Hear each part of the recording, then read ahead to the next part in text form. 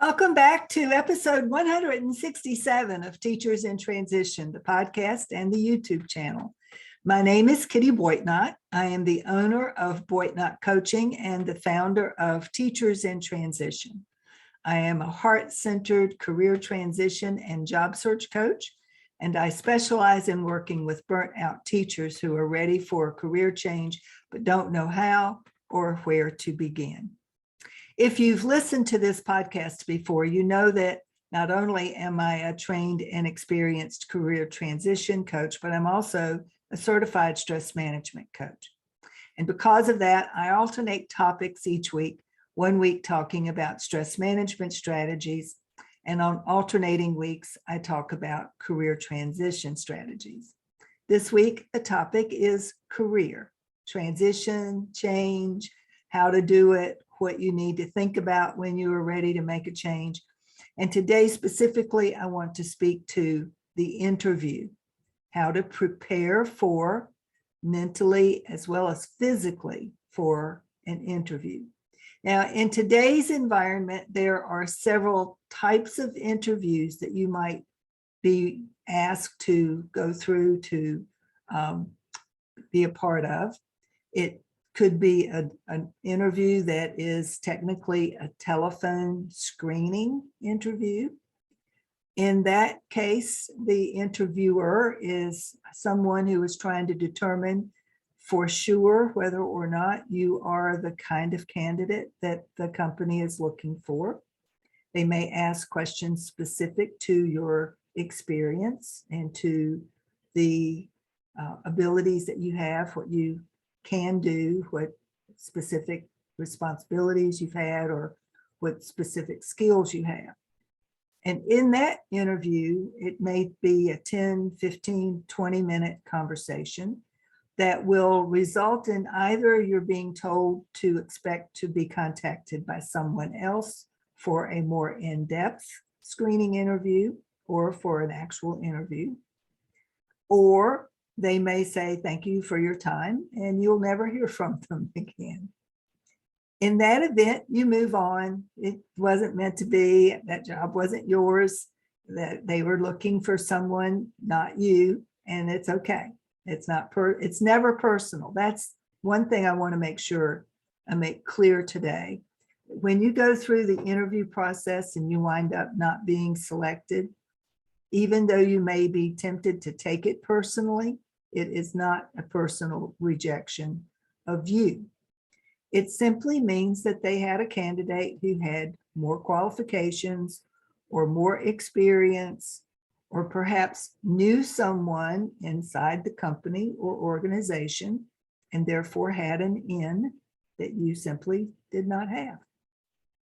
So it's never personal. Believe me, I've sat in on plenty of interviews. I've seen how candidates are screened. I've seen how they are selected. And it is never a matter of, well, I just didn't like that person. It's always a matter of, this person is the most qualified, and so let's offer them the job. That said, there are things that you might be able to do in your preparation for an interview that would give you something of an advantage if you are careful about your preparation. So first thing is to understand the distinction between the different kinds of interviews. Don't put too much stock or interest in a job that may be a screen, the interview is just a screening job. If you're being screened as a preliminary, the chances of you not being selected are just as good as chances of you being selected. So don't put all your eggs in one basket when it comes to having one of those kinds of interviews coming up. Now, having said that, you do want to prepare. You want to prepare like you would for the real deal, which means knowing as much as you possibly can about the company, about the people who run the company, about what their mission and vision statements are, what it is that they do, how many departments do they have, how many people are working for this company, what is their culture. You can find ways to ferret that out through LinkedIn connections that you may have, through looking at websites like Glassdoor to find out what people have to say about working at that particular company. There are reviews of companies on Glassdoor that can give you a sense of what the culture of the company is like. And you can study their website. And when I say study, I mean literally study it like you were studying for an exam.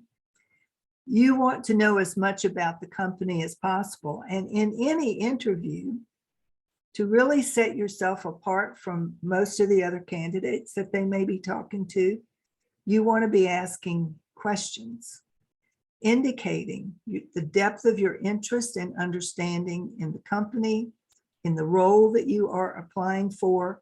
The more educated you can sound, the more researched you can sound, the better, because they're looking for someone who has a deep interest in working with them and for them.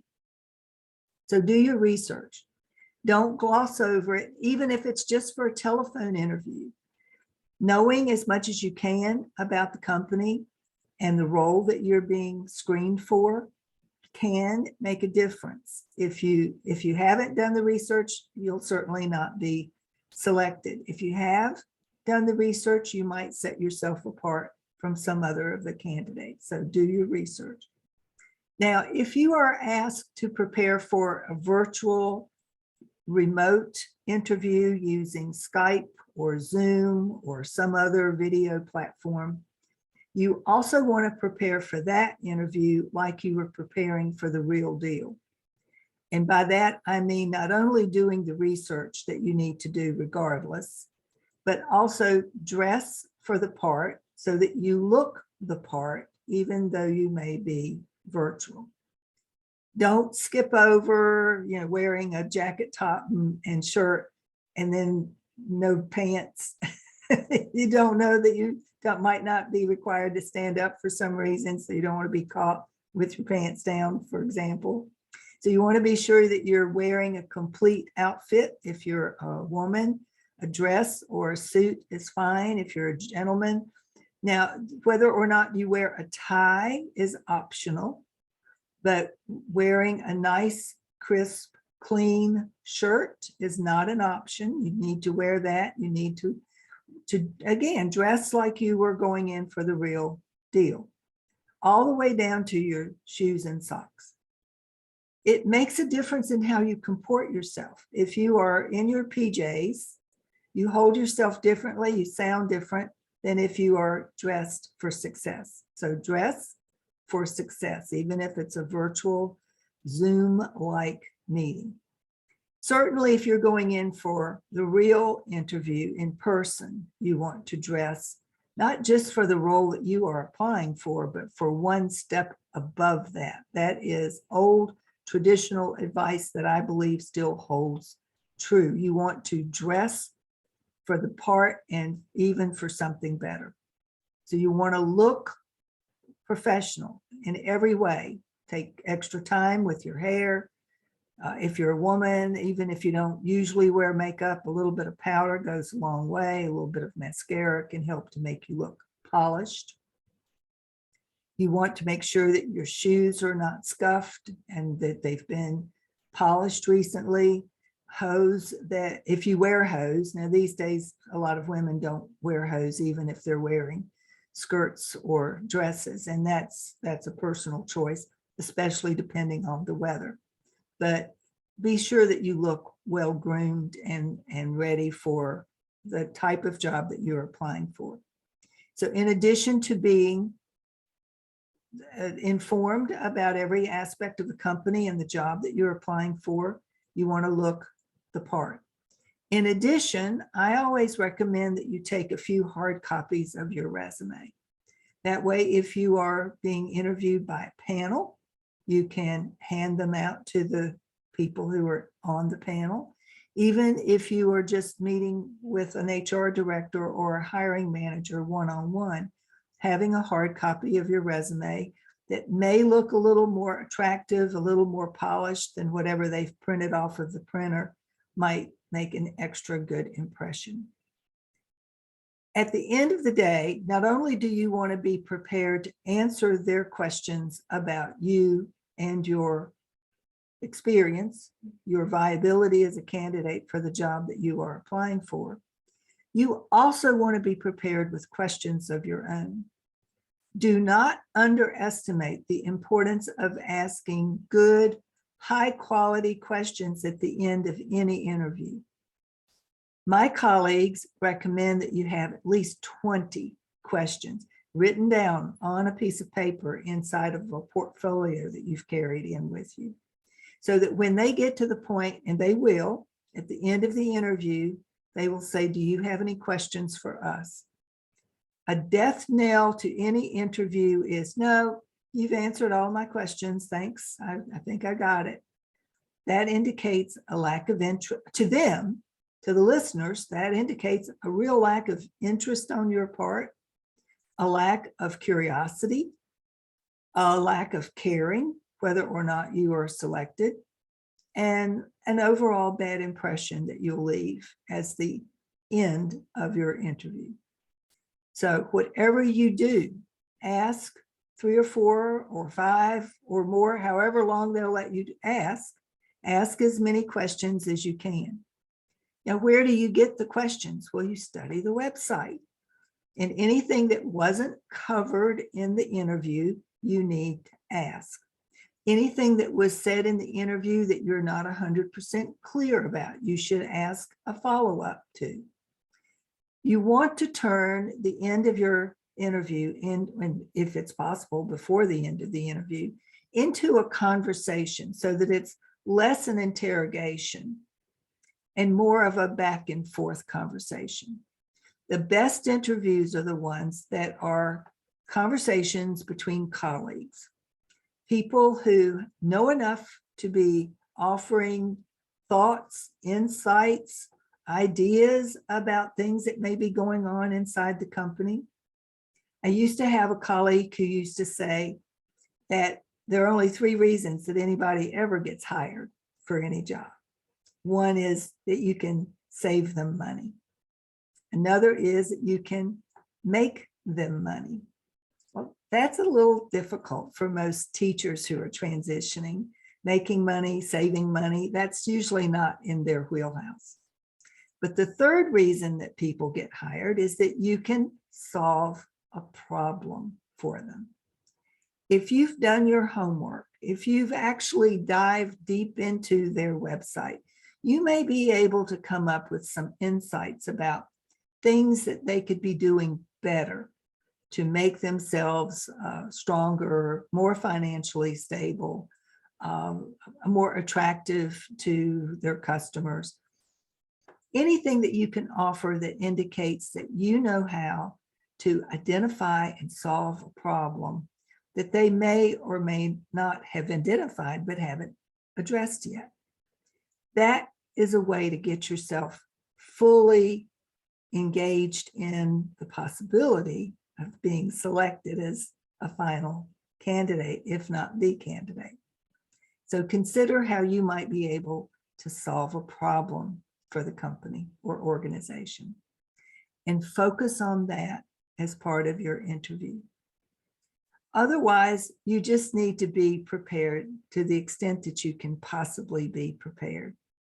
And by answering questions, maybe going through some mock interviews, get some friends to ask questions that you're probably going to be asked so that you can prepare in advance your answers. You don't want to sound rehearsed, but you also don't want to go in there totally unprepared, so that, because you're going to be nervous. It's normal for anyone, no matter how high up the executive chain they go. An interview makes anybody nervous. If you haven't fully prepared everything you want to say before you get inside the door, you are likely to go blank. And suddenly, when you were perfectly able to speak before, you suddenly start eyeing and umming and oohing and eyeing, and it's not pretty when that happens. You want to start off your interview with confidence and ease and poise. And the way to do that is to practice your initial answer, which is tell us a little bit about yourself. You want to focus on your career. You want to focus on your particular achievements in your career. And after that, they're probably going to ask you, so why are you leaving your current situation? You need to have a prepared answer for that. It cannot sound like sour grapes. It cannot sound whiny or complaining, because if it does, they're going to get the idea that they can't make you happy either. And so they'll move on to the next candidate. You need to be prepared with a good, authentic, and honest answer to the question, why are you leaving? So that the answer is more about what you can offer them, why you're interested in them and their company, and why you believe you'd be a great candidate. And that's the reason you're leaving your current company, your current situation. You are truly interested in what you might be able to do with this organization. So prepare your answers in advance. Know what you're going to probably be asked. There are plenty of places you can go online to find the general questions that you're going to be asked. You can also find questions to ask at the end of the interview by going online. And if that is of interest to you, you can check out one of the links that I've got in the show notes for this week. Questions that you should be asking at the end of any interview. It might help to jog your thinking about what you might ask.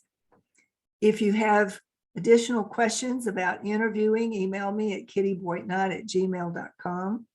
As always, if you would please rate and review this podcast to help other people find it. If you're watching the YouTube channel, please subscribe to the YouTube channel. And let me know if you have ideas or suggestions for other podcast episodes that would be helpful to you, help you in your career transition. That's it for this week. Stay well, stay safe, and I will see you next week.